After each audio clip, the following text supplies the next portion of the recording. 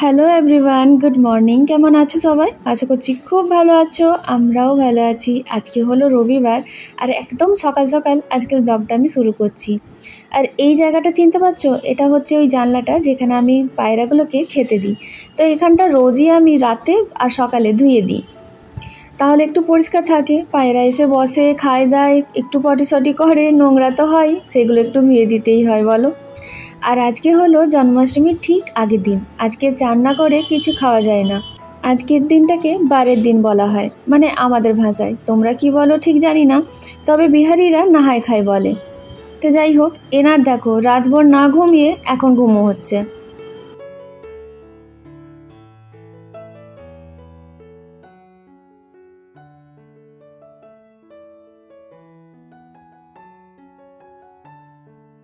তো চলো এখন এবার দেখিয়ে দিই জন্মদিনের কি বাজার করলাম, মানে আমার নাড়ু গোপালের জন্মদিনের কি বাজার করলাম। এই প্লাস্টিকটাতেই সব কিছু আছে। দাঁড়াও, একে একে করে সব বের করি। আগে সব জামাগুলো বের করে নিই, তারপরে দেখাচ্ছি বাকি সব জিনিস। আর আমি কি করি জানো তো, সব অষ্টমীর জামাগুলো একসাথেই এই টাইমেই কিনে নিয়ে চলে আসি। মানে এরপরে তো পরপর অনেকগুলো অষ্টমী আসছে, সেইগুলোর জন্য আমি আগাম এখনই কিনে রাখি। আর সব অষ্টমীতেই আমি একটা করে নতুন জামা লাড্ডু গোপালকে পরাই। এই হলো স্পেশাল জামা, যেটা পুজোর সময় পরানো হবে। আর এটা মায়ের লাড্ডু গোপালের, আমার গোপালটা থেকে একটু বড়। এটা হচ্ছে মাসিদের, মানে আমার যে কাজের মাসি তার কাছেও লাড্ডু গোপাল আছে, তার জন্য কিনেছি। এটা আজকে দিয়ে দেবো। আর এই লাল রঙের ড্রেসটা ভাবছি রাধা অষ্টমীতে পরিয়ে দেবো। বেশ লাল টুকটুকে সেজে রাধার সাথে দেখা করতে যাবে আমার লাড্ডু গোপাল। আর এই গ্রিনটা না আমার আর ছেলের খুবই পছন্দ ছিল, তাই একটা নিয়ে নিয়েছি, ভাবছি জিতা অষ্টমীতে পরাবো। এই একটা বিছানা নিয়েছি, একটু খারাপ হয়ে গেছিলো বিছানাটা। আর এটা হচ্ছে চান করে পরবার, মানে কালকেই চান করে সকালে পরাবো। আর দেখো এই ময়ূরপঙ্খীগুলো বেশ সুন্দর লাগলো, 20 টাকা করে পিস নিল। তো এইগুলো নিলাম। এই একটা পঙ্খী খারাপ হয়েছে, তার জন্য এক্সট্রা নিয়েছি। আর এই দেখো আমার মায়ের লাড্ডু গোপালের জন্য এই গিফটটাই বলছিলাম নিয়েছি। আমার লাড্ডু গোপালের জন্য আগের বছরই একটা পিতলের নিয়েছিলাম, মায়ের তবে এই শ্বেত পাথরেরটাই পছন্দ, তাই এইরকমটা নিলাম। আর এই যে ময়ূরগুলো রাখলাম না, ওগুলো আমার ছেলে কিনেছে। আর একটা ছোট বাটি কিনেছি, ওই সবসময়তে জলখাবারটা দিয়ে রাখতে হয় তো নাড়ু গোপালে, সেটা। একটা গোলাপ জল কিনেছি স্নান করাবো বলে। আর এটা তো লাগে মনে হয়, যাই হোক আমি একটা কিনে নিয়েছি, কালকে প্রসাদে দেবো। আর এই যে দুটো ছোট ছোট বাটার কিনেছি, আমার লাড্ডু গোপালের আর মায়ের লাড্ডু গোপালের। আর এই যে এইগুলো হচ্ছে আমার ছেলের দিক থেকে গিফট। এই একটা বাঁশুরি আমার লাড্ডু গোপালের, আর একটা মালা। আবার ওই লাড্ডু গোপালের জন্য দেখো নিয়েছে এই একটা বাঁশুরি। বললাম না মায়ের গোপাল একটু বড় আছে, তাই একটু বড় দেখে বাঁশুরিটা নেওয়া হলো। আর এই একটা মালা। এগুলো কিন্তু আমার ছেলের দিক থেকে। এই হলো পুরো টোটাল বাজার জন্মদিনের। আজকে কি বানাবো তা একদম ঠিক করে রেখেছি, একেবারে হাতের কাছে করে নিচ্ছি। এখানে দেখো চাল ভিজিয়ে দিয়েছি, আর এটা হচ্ছে অড়হর ডাল, একটু বেশি করেই বানিয়ে নিলাম। যদি দুবেলা হয়ে যায় তাহলেই ভালো, আজকে তো আর মসুর ডাল খেতে পারবো না। আর এই অড়হর ডালের সাথে আমাদের কিন্তু পোস্ত থেকে বেশি আলু ভাজাটাই পছন্দ, তাই এই আলু ভাজা কাটিয়ে রেখেছি মাসিকে দিয়ে। আর দেখো একটু বানিয়ে নেবো টমেটোর চাটনি। এই নিরামিষের দিনে একটু চাটনি হলে বেশ ভালোই লাগে। তো এই হলো আজকে আমার লাঞ্চের জোগাড়।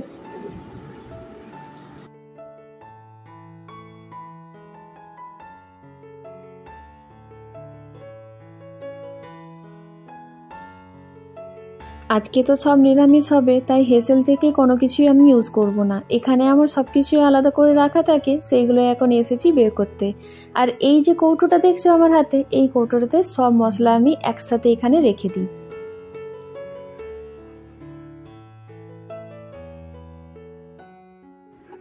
এখন একটুখানি দুধটাও জাল দিয়ে দিচ্ছিলাম, কারণ আজকে সকাল থেকে আমি আর জলখাবার কিছু খাইনি। আজকে শুধু চা খেয়েছিলাম, তাই ভাবলাম দুধটা একটু ফুটিয়ে রাখি, মাঝে সাঝে চা খেতে সুবিধা হবে। তো এই দেখো আমার সেই মশলার ডিব্বাটা, এটাতে কিন্তু একসাথে সব মশলা আমি যখন নতুন আনি তখনই একটু একটু করে ঢেলে রেখে দিই। তারপরে সেটা হেসেলে ঢেলে দিলে আর ছোঁয়া নাড়া হয়ে গেলেও কোনো ক্ষতি নেই, এটাতে আমার সব শুদ্ধভাবে রাখাই থাকে।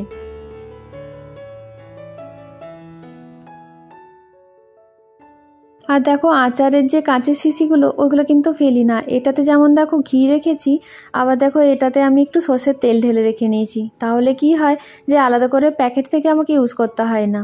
এখন কিন্তু রান্না শুরু করে দিলাম, এইদিকে টমেটো চাটনিটাও চাপিয়ে দিলাম।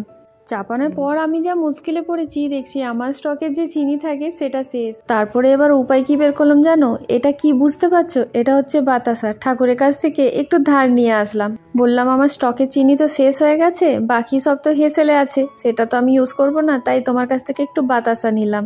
ফার্স্ট টাইম আমি বাতাসা দিয়ে চাটনি রান্না করছি। এখন এখানে ডালটা ছকে নেবো।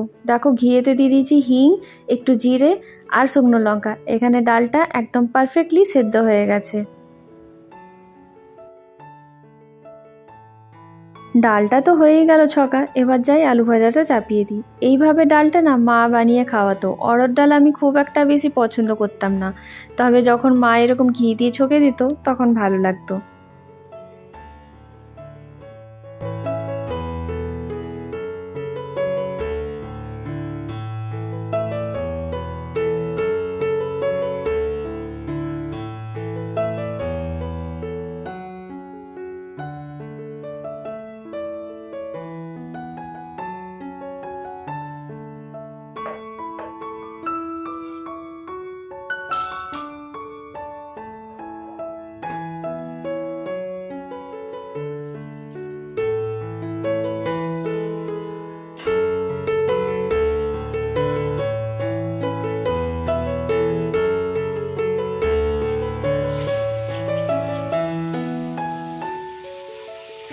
আজকে প্রথমে ভেবেছিলাম যে একটু মুগের ডাল আর পোস্ত টোস্ত বানাবো, তবে তারপরে আবার মনে পড়লো আমার ছেলে মুগের ডালটা খুব একটা ভালো খায় না, কে আবার এত হ্যাপা করে, তাই জন্য অড়হর ডালটাই বানিয়ে দিলাম। এটা দিয়ে সেও একটুখানি খেয়ে নেয়। আর অড়হর ডালের সাথে পোস্তটা আমার একদমই ভালো লাগে না, অড়হর ডালের সাথে আমার এই আলু ভাজাটাই ভালো লাগে। তাই জন্য দেখো বেশ ভালো করেই ছেলেও কিন্তু খেয়ে নিয়েছিল।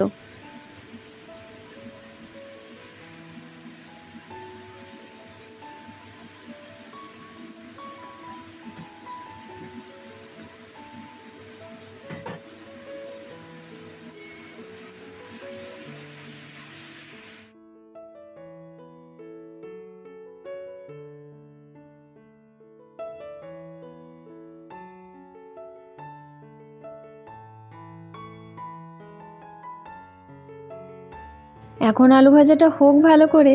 এইখানে দেখছি আমার কাস্টমাররা এসে দাঁড়িয়ে আছেন, যাই ওদেরকে দুটো খেতে দিয়ে দিই। আমার এই যে বাড়িতে একটি বাচ্চা আছে, সে কিন্তু নিজের বন্ধু বান্ধব ডেকে একদম রেডি। আর ওরাও এসে বসে আছে, দেখলো খাবার নেই, তাই জন্য দেখো দূরে বসে আছে। একটু পরেই দেখবে কি সুন্দর এসে নামবে আর খাবারটাকে খাবে। আর এইগুলোকে দেখে দেখে আমার সুন্দরী খুব খুশি হয়, আর ওর খুশি দেখে আমি আরও খুশি হই।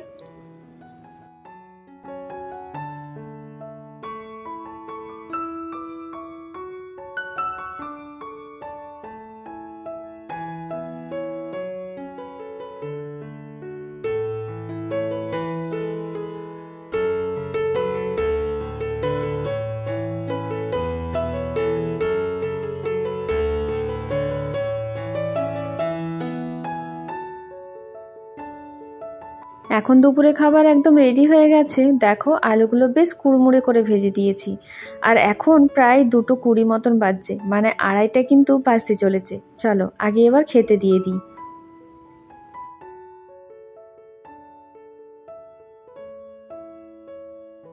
এখন আগে ওদেরকে বসিয়ে দিচ্ছি, ওরা আগে খেয়ে নেক, যা দরকার থাকবে তাই দিয়ে দেবো। আর তোমাদের কাদের কি নিয়ম আছে ঠিক আমি তো জানি না, তবে আমাকে নিশ্চয়ই করে কমেন্টে জানিও কার কার কেমন নিয়ম আছে। তবে আমি যে নিয়মটা ফলো করে আসছি প্রথম থেকে, যেটা আমার মা আমাকে শিখিয়েছে, যে আজকে নাকি ভাত খেতে খেতে উঠতে নেই, তাহলে নাকি দুবার ভাত খাওয়া হয়ে যায়, মানে সেই আগেকার নিয়ম। যাই হোক, ছোটোর থেকে মেনে এসছি, সেটাই মনের মধ্যে গেঁথে গেছে, সেটাই মানতে ইচ্ছে করে। আর আজকে তো একবারই ভাত খাওয়া যায়, দুবার তো ভাত খাওয়া যায় না। রাত্রেবেলায় খাবো পরোটা লুচি বা কিছু একটা খাবো, তবে চালের আর কিছু খেতে পারবো না। তাই বললাম তোমরা আগে বসে খেয়ে নাও, যা লাগবে দিয়ে দেবো, তারপর বরং আমি একবারে খেয়ে উঠবো। খেতে খেতে উঠলে আর কিন্তু খেতে পারবো না। আর ওর কিন্তু খাওয়া দাওয়া অনেকক্ষণ হয়ে গেছে, এখন বসে ঘুমো করছে। এখন অনেকটা সন্ধেবেলা হয়ে গেছে, প্রায় 7:30 বাজতে চলেছে। এখন বেরোচ্ছে একটু দুজনে ওই ফল মিষ্টি যা একটু পাওয়া যায় নিয়ে আসতে, আর ফুল টুলগুলো কালকে আনা হবে। ওরা তো বেরিয়েছে ফল টল আনতে, কিন্তু নিচে আজকে সোসাইটির মিটিং ছিল, সেটা শুরু হয়ে যেতে অরিন্দম ওখানেই বসে গেছে। এখন ওদের দেরি হবে, তাই জন্য আমি দেখো রান্না টান্না সেরে ভাবলাম নেল পালিশটা লাগানোই হয়নি, নেলসগুলো খালি আছে, এই সময়তে এখন এটা লাগিয়ে নিই। ওরা আসলে না হয় গরম গরম পরোটাগুলো ভাজবো, তাই জন্য বসে পড়লাম এখন একটা নিজের পছন্দের কালার নিয়ে। এটা কিন্তু নাইকার একটা কফি কালারের নেল পালিশ আমার কাছে দুটো আছে, আর একটা আছে যেটা খুব ডার্ক, সেটা কিন্তু এখন আর লাগাচ্ছি না। আর এটা হচ্ছে নাইকার একদম চকলেট কফি কালারটা, খুব ভালো লাগে। দাঁড়াও লাগিয়ে নিয়ে তোমাদেরকে দেখাবো, তারপরে বলবে তো কেমন লাগছে।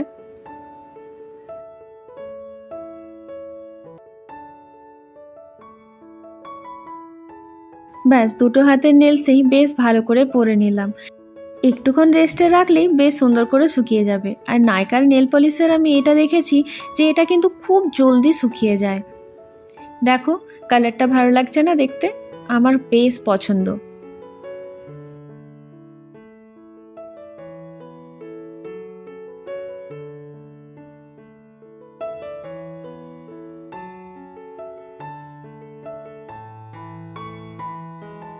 তো চলো ওরাও এসে গেছে, এবার পরোটাগুলো ভেজে নিচ্ছি। আর এই ব্লগটা এখানেই শেষ করছি। কালকের ব্লগটা দেখতে কিন্তু মোটেই ভুলবে না, কালকে হবে আমাদের জন্মাষ্টমীর স্পেশাল ব্লগ। আজকের ভিডিও এত দূরই। যদি কিছু ভালো লেগে থাকে তাহলে লাইক শেয়ার কমেন্টটা করে দিয়ে যেও। সবাই সুস্থ থেকো, ভালো থেকো, বাই বাই, গুড নাইট।